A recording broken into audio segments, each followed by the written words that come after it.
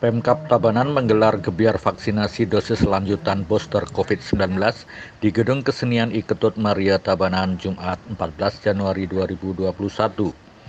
Vaksin ketiga tersebut menyasar ribuan warga terutama bagi pekerja migran Indonesia atau PMI dan lanjut usia. Pemberian vaksinasi booster tersebut dikatakan bertujuan untuk mempertahankan tingkat kekebalan tubuh dan memperpanjang masa perlindungan dari COVID-19. Situasi perkembangan COVID-19 di Kabupaten Tabanan dalam beberapa bulan sejak Oktober 2021 cenderung melandai dan bahkan sudah beberapa minggu tidak ada kasus. Namun dalam 2 hari terakhir ada beberapa kasus, yaitu pada tanggal 11 dan 12 Januari 2022 masing-masing 1 kasus. Total kasus di Tabanan sebanyak 11.595 orang, sembuh 11.051 orang atau 95,31%, dan meninggal 542 orang. Sementara cakupan pencapaian vaksinasi pertama mencapai 96,2%, vaksin tahap kedua 89,71%, vaksin booster 0,92% atau sebanyak 3.434,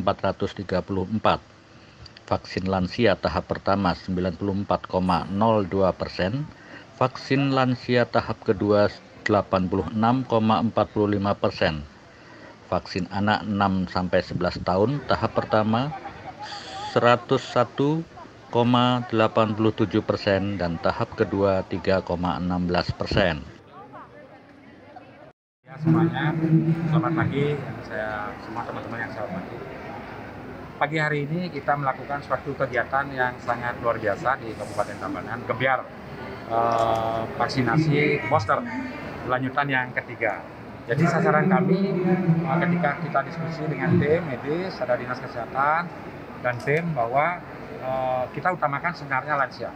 Karena ini memang suatu kewajiban, instruksi dari kementerian. Tapi karena lansia kita juga di atas sudah 70%, ada kebutuhan juga tentang pekerja migran, kita selipkan sama-sama. Sehingga migran juga kita bisa vaksinasi booster, lansia juga kita booster, ini buktinya.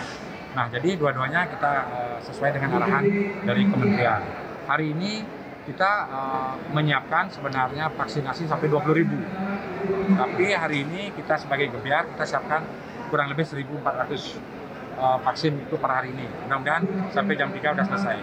Nah, target kita di akhir bulan Januari ini, tahun 2022 ini, 20.000 vaksin yang diberikan oleh provinsi kita habiskan. Kenapa? Karena kita udah punya sistem 1, sistem 2, kita sudah sangat berhasil kerjasama dengan Banjar, Adat, Satgas Gotong Royong, kerjasama dengan Forkompimda, TNI, Polri, sangat bagus kerjasamanya, sehingga untuk tenaga nakes juga sangat profesional, dibantu oleh tim Pemda, sehingga memvaksinasi masyarakat tidak terlalu susah kita di Tabanan. Akhirnya kita memang urutan 3 sekarang persoalan vaksinasi di seluruh Bali ini.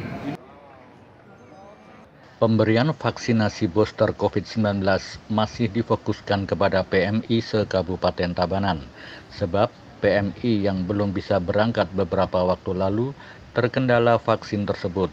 Diharapkan dengan telah divaksinasi booster, maka perekonomian masyarakat yang sebagian besar ditopang sektor pariwisata dapat pulih dan bangkit. Total kita sebenarnya 377.000. Tapi tahun terakhir sampai akhir bulan ini kita mengejar 20.000 bulan ini. Nah, untuk kali ini yang kita utamakan satu, teman-teman lansia. Nah, ini programnya lansia kelompok rentan. Nah, kebetulan kita punya banyak PMI yang kemarin belum bisa berangkat karena mereka vaksin yang menggunakan Sinovac.